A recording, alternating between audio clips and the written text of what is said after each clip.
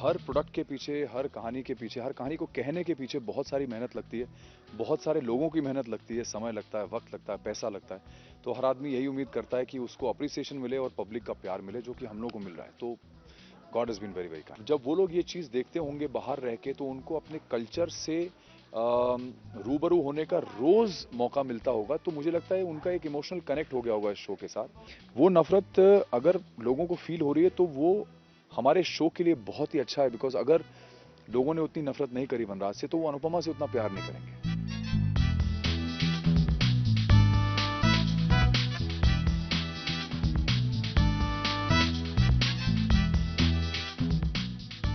मुझे अपने अंदर के जो थॉट प्रोसेस को है वो इस हद तक चेंज करना पड़ रहा है, इस हद तक उस कैरेक्टर में बिलीव डालना पड़ रहा है कि लोग, अगर मैं नहीं वैसा बिलीव करूंगा तो लोग उतना बिलीव नहीं कर पाएंगे इस कैरेक्टर में। जैसे हर एक्टर के लिए हर कैरेक्टर जो होता है वो एक लर्निंग लेसन होता है, तो ये कैरेक्टर मेरे लिए बहुत बड़ा लर्निंग लेसन है, क्योंकि मैं रियल लाइफ में कभी ऐसा हो नहीं सकता जैसा इस शो में दिखाया जा रहा है। ये नहीं, नेचुरल आंसू इतना कैसे निकालेंगे, इतना निकालेगी तो फिर मतलब पता नहीं कितना पानी इसको कंज्यूम करना पड़ेगा। I no.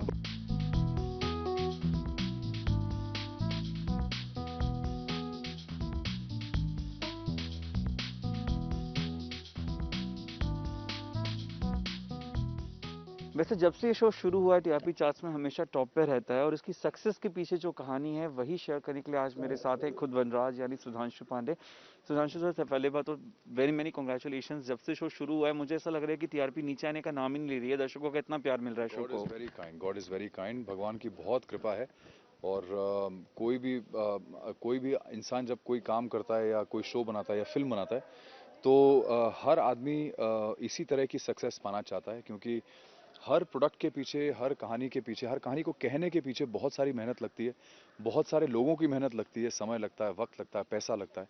तो हर आदमी यही उम्मीद करता है कि उसको अप्रिसिएशन मिले और पब्लिक का प्यार मिले, जो कि हम लोग को मिल रहा है। तो God is been very very kind. एक ट्रेंड ये भी देखने को मिल रहा है कि सिर्फ देश में नहीं विदेशों में भी अनुपमा नंबर वन है। यूके से हमारे पास रिपोर्ट है कि यूके में Anupama is number one on charts. जो एनआरआई व्यूअर्स हैं, जो विदेशी भारतीय हैं, उनके बारे में क्या कहेंगे? वो भी शो को बहुत ज्यादा पसंद कर रहे हैं। देखिए, क्योंकि हमारा शो इस तरह का शो है जिसमें फर्स्ट ऑफ ऑल हमारे गुजरात का कल्चर इसमें बहुत ही ब्यूटीफुली एक्सपोज भी किया गया है।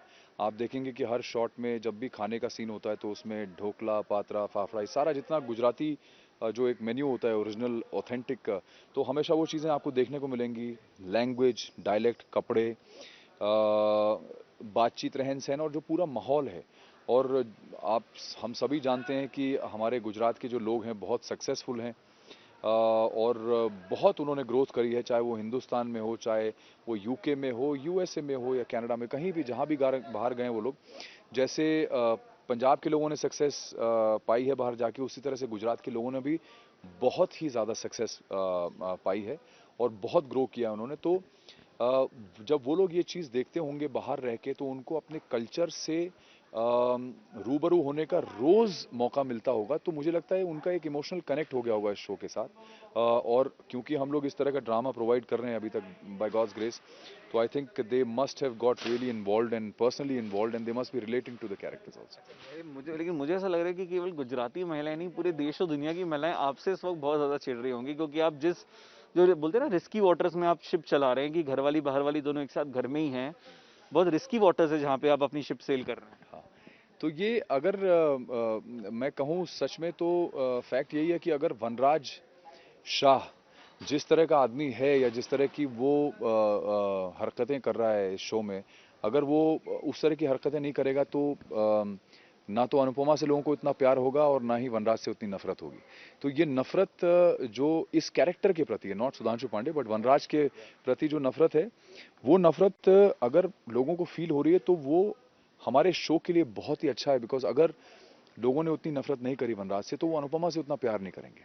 तो अनुपमा से प्यार करने का मतलब है कि वो उतनी ही नफरत वनराज से करते हैं, बट वो नफरत जो है वो एक्चुअली ऑडियंस का बहुत बड़ा प्यार है, because if they don't love that character और if they don't love to hate that character so much, तो फिर शो का मकसद खत्म हो जाता है। Sudhanshu ji, one more thing. जो शो का ट्रैक चल रहा है इस वक्त बड़ी मतलब खतरनाक सिचुएशन में है वनराज की फैमिली, क्योंकि आपकी जो लव एंगल है वो भी इस वक्त घर में है। और अनुपमा उनको अपना दोस्त समझ रही है, कॉन्फिडेंट समझ रही है, उनको ये नहीं पता कि वो जेन्युइनली उनकी सौतन है। तो जब ये सच्चाई सबके सामने आएगी, स्पेशली अनुपमा के सामने आएगी, तब कैसे डील करेंगे आप?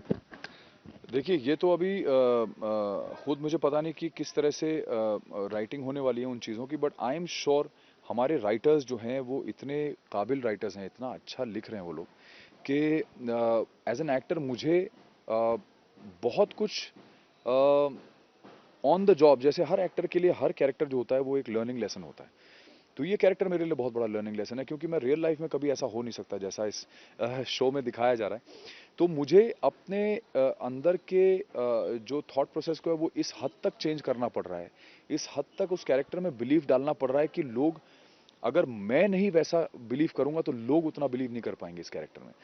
तो ये तो हो ही रहा है, बट अभी आगे जाके किस तरह से मैं रिएक्ट करूंगा, यानी वनराज रिएक्ट करेगा जब ये एक्सपोज हो जाएगा मामला कि ये उस काव्या के साथ प्यार करता है और ये एक फेक जिंदगी जी रहा है अनुपमा के साथ, या एक फेक रिलेशनशिप में कोई दम है नहीं। तो ये जब चीज रिवील होगी अनुपमा की, बिकॉज अनुपमा तो एक तरफा प्यार करती है, वनराज भी बहुत प्यार करता है, लेकिन आई थिंक वो जो प्यार है वो उसका पूरी फैमिली के प्रति है। वो एक आइडेंटिफाई नहीं कर पाया अभी तक कि वो अनुपमा से कितना प्यार करता है या क्या उसको एग्जैक्टली फील होता है अनुपमा के बारे में। तो वो अभी तक रिवील नहीं हो पाया है, बट उसको एक चीज पता है कि वो काव्या से बहुत प्यार करता है, और इसलिए वो काव्या को लेकर इतना ज्यादा रिएक्ट करता है, और हमेशा काव्या की वजह से वो अनुपमा के ऊपर बहुत नाराज होता है। लेकिन आपकी ये जो नाराजगी अनुपमा के लिए है, जो काव्या की वजह से आप नाराज होते हैं अनुपमा के ऊपर, वही तो कहीं अनुपमा के मन में शक पैदा नहीं करेगी हमेशा काव्या के लिए ही क्यों मेरे पति मुझे इतना सुना रहे हैं? नहीं, इनफैक्ट अनुपमा के मन में ऐसा कोई शक होता ही नहीं है, क्योंकि अनुपमा के कैरेक्टर की जो खासियत है वो ये है कि वो एक तरफा विश्वास भी करती है और प्यार भी करती है, तो आप उसका इसको अंधविश्वास, अंधभक्ति बोल सकते हैं अपने पति की? नहीं, मैं इसको अंधभक्ति नहीं बोलूंगा, क्योंकि विश्वास एक ऐसा शब्द है जिसमें आप अंधा जो है उसकी अंधा शब्द की संधि नहीं कर सकते। विश्वास विश्वास होता है, अगर मानो तो तो भगवान है, ना मानो तो पत्थर है। तो वो विश्वास ही है जिससे आप पत्थर को भी भगवान मानते हैं। तो अंधा उसके साथ हम नहीं लगा सकते। विश्वास करती है, 100% शत प्रतिशत विश्वास करती है अपने पति पे, और उसमें कहीं पे कोई डाउट नहीं है। तो जब वो विश्वास टूटेगा तो उसका रिएक्शन भी उतना ही एक्सट्रीम में जाएगा, बिकॉज अगर उसका विश्वास उतना तगड़ा नहीं होगा तो नफरत भी उतनी तगड़ी नहीं होगी। अच्छा सुधांशु जी, अब मैं ज़रा शो से हट के बात करना चाहता हूँ। इस वक्त इंडस्ट्री में एक बहुत ही मुश्किल वक्त चल रहा है, बहुत मुश्किल दौर चल रहा है। जिस तरीके से ड्रग्स को लेकर मेरे बातें हिसाब से तो सामने आई बहुत अच्छा हैं, वक्त चल रहा है। I am talking about that whole incident where drugs are coming into the Bollywood, और वो जो पूरी जी। कंट्रोवर्सी क्रिएट हुई है, कई सारे बॉलीवुड एक्टर्स के नाम आए। आप इतने साल लंबे समय से इंडस्ट्री में रहे हैं, जी। आपने सभी इंडस्ट्रीज में काम किया, चाहे वो फैशन हो, बॉलीवुड हो, टीवी हो। जी। आप किस तरीके से देखते हैं इस पूरी कंट्रोवर्सी को? It's a very welcome thing that is happening. मुझे ऐसा लगता है कि देखिए, मैं किसी की पर्सनल लाइफ में या किसी की पर्सनल लाइफस्टाइल पे डिस्कशन नहीं करता कभी भी। वो सबकी एक पर्सनल चॉइस होती है, बट हाँ, क्योंकि हम फिल्म इंडस्ट्री को बिलोंग करते हैं और हमें लोग आइडलाइज करते हैं। हम लोग को एक तरह से ऑलमोस्ट भगवान का दर्जा कुछ लोग दे देते हैं, क्योंकि फैंस का प्यार होता ही उस लेवल का है कि वो आप अपने एक्टर्स, फेवरेट एक्टर्स को, कलाकारों को वो एक आइडल मानने लगते हैं, आइडलाइज करने लगते हैं। तो मेरे हिसाब से, मेरा शुरू से ये मानना है कि एक्टर एक ऐसी कैटेगरी है कलाकार की, जो जिसके ऊपर बहुत बड़ी रिस्पॉन्सिबिलिटी है, सोशल रिस्पॉन्सिबिलिटी बहुत बड़ी है। क्योंकि अगर हम लोग, if we do not lead by example, तो मेरे ख्याल से फिर हमारे इतना फेम, इतना प्यार, इतनी इतनी बड़ी तादाद में लोगों का प्यार हम लोग डिजर्व नहीं करते हैं। क्योंकि हम लोग उनको वापस क्या दे रहे हैं? वो लोग अगर हमको इतना प्यार दे रहे हैं तो हम लोग उनको, जो सोसाइटी के जो हिस्से हैं, हमारे हमारे देश का, जो हमारा देश है, उसको उसको बनाते हैं, या उसका वो स्ट्रक्चर है, अगर हम उनको कुछ वापस नहीं दे सकते in terms of principles and examples, if you can't set for them, then what is the point? तो मेरा ये शुरू से मानना रहा है कि अगर कुछ गलत है तो उसको एक्सपोज करना या उसका एक्सपोजर होना अच्छा ही होता है, क्योंकि वो एक ऐसा पॉइंट होता है जहां पे, जैसे कहते हैं ना, जब किसी चीज की अति होती तो प्रलय आती है। तो ये चीज की शायद अति हो चुकी होगी, देखिए मैं कभी उस सर्कल में रहा नहीं शुरू से, you know fortunately by God's grace I was never a part of any party circle, और इस तरह के कोई माहौल में कभी मैं हाँ इन्वॉल्व रहा नहीं। हालांकि मैं I have worked as a model, I was a top model 95 में, I was the number 1 model of India and best medal model, and then I worked with the top most designers, whether it was Rohit Bal, JJ Valaya, Ashish Soni, Gabbana, Hemant Trivedi, Abu Jani, Sandeep Khosla. I've done the topmost fashion in this country for about 4 years or 5 years. I was doing that, and मैं भी expose था उस माहौल को, but वो माहौल कभी मैंने अब्जॉर्ब नहीं करा। शायद नेचुरली मैं उस तरह से, या हमारी अपब्रिंगिंग ऐसी नहीं थी कि हम उसको कभी अब्जॉर्ब करते। मेरे को मॉडल्स जितने भी थे, चाहे वो अर्जुन रामपाल हो या राहुल देव हो या हिमांशु मलिक हो या मिलिंद सोमन हो, जितने भी को मॉडल्स, हम लोग सब साथ में मॉडलिंग करी हम लोगों ने इतने साल, but I never got expose to any such thing.